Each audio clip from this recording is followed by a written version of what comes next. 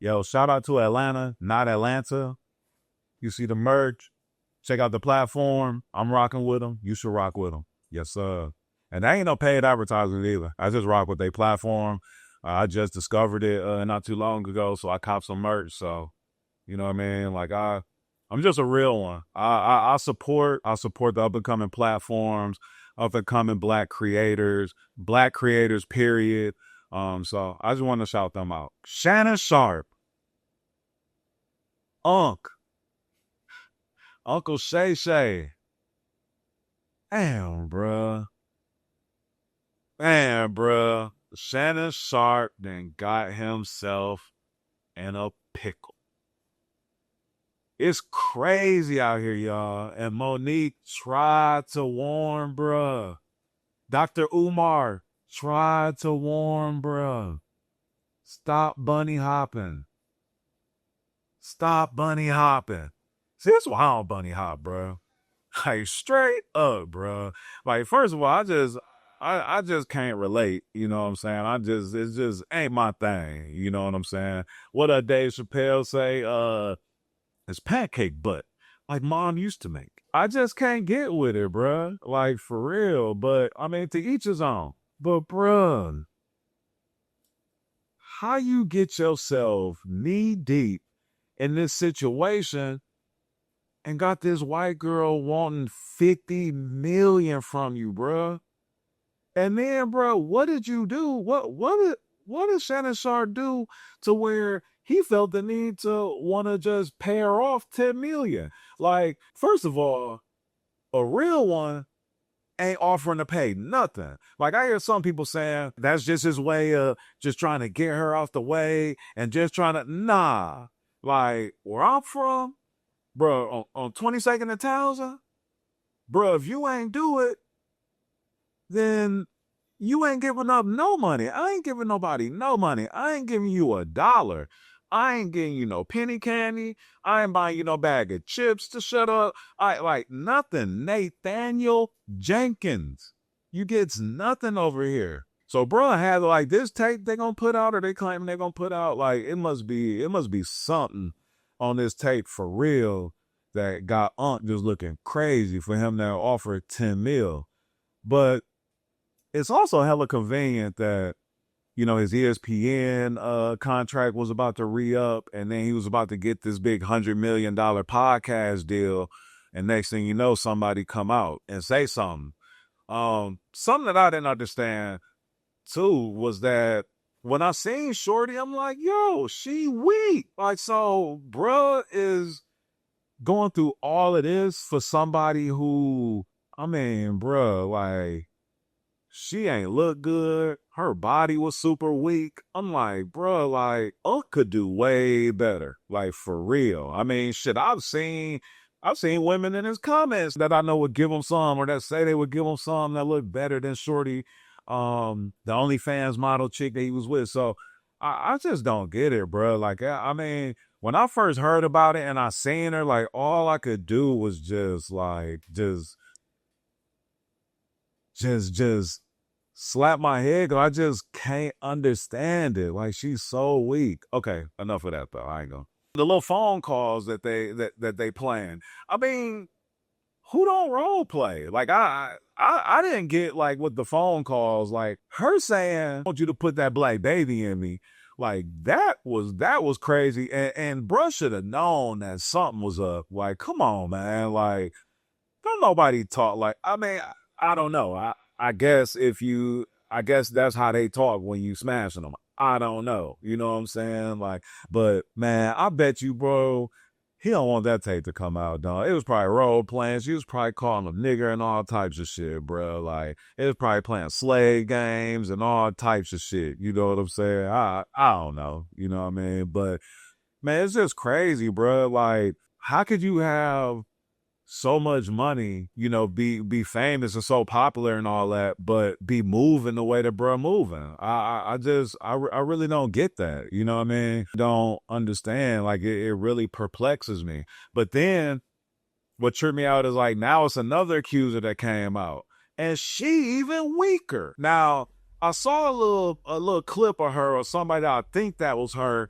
and hey man, they age like spoiled milk. So I mean, like from the pic that I seen to how she looking now is, I mean, like shorty looking like a gremlin or something. But it's like, bruh, like bruh, I mean, and maybe it's a fetish. Like maybe like do some cats just got like a fetish for ugly women? Like is that like what the thing is? Like I really don't get it. But the second chick tripped me out because she said that she was married, was cheating on her husband but then he wanted her to leave her husband. So then she found out that he was moving one chick out the house and another chick in the house. And then she basically argued with him because she said that he wasn't faithful. Bitch, you're not faithful. What are you talking about? Like, this shit is stupid. Like, what are you even talking about? Like, when she was saying, I'm like, how could she even like fix her mouth to even say this? Like, it's bro, like that privilege, bro. That privilege is crazy. You know what I'm saying? Y'all know what I'm talking about. That privilege.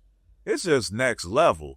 But another thing is, she said that this happened like 10 or 15 years ago. Like, there really needs to be a law against women coming out 10 years, 20 years, all of that after the fact and saying that people raped them.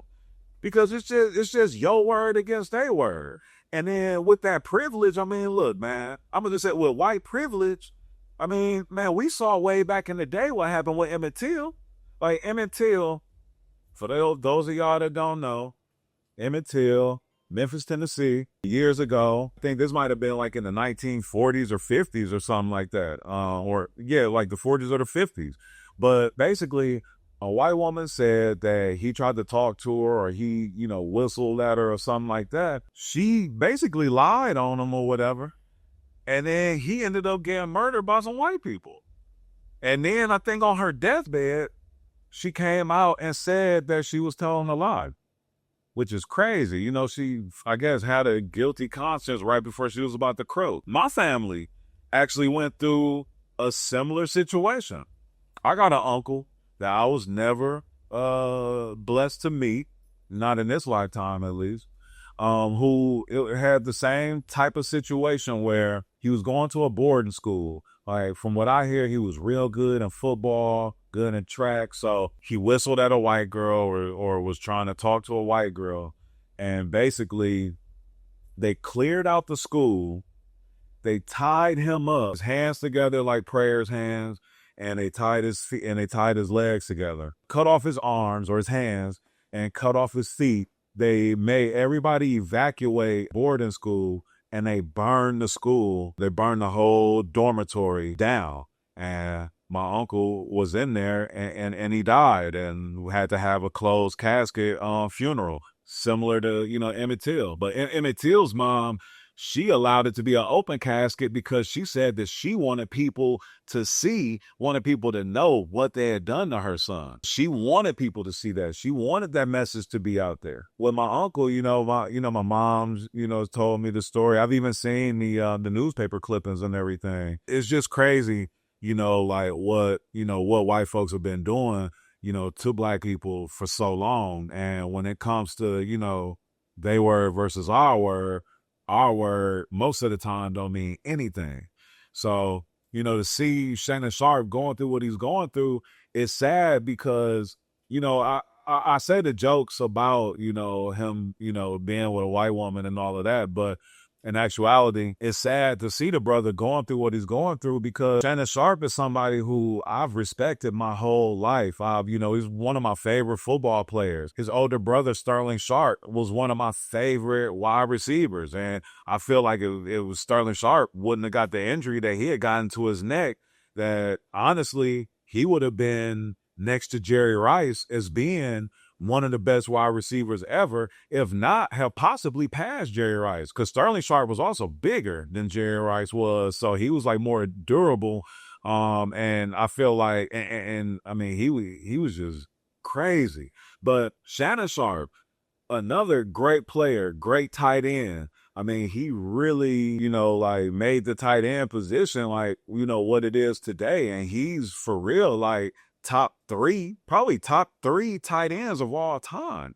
So, and then Shannon Sharpe is also someone who I've always looked up to because of his work ethic, from when he played football to when he went on television to when he, started his podcast and everything. And I really, look up to how he does his interviews, how he conducts them, how he does great research, and, even like the way that he forms his questions, because I feel like he has an art of storytelling within, the way that he asks his questions and the way that he communicates with his guests. So he's somebody that I study a lot as I've, stepped more into this realm and into this arena, podcasting, interviewing, things like that. But it's like, damn, man, like to see another brother get taken down, by the words of a white woman.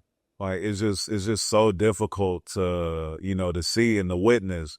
And, I wish bro the best.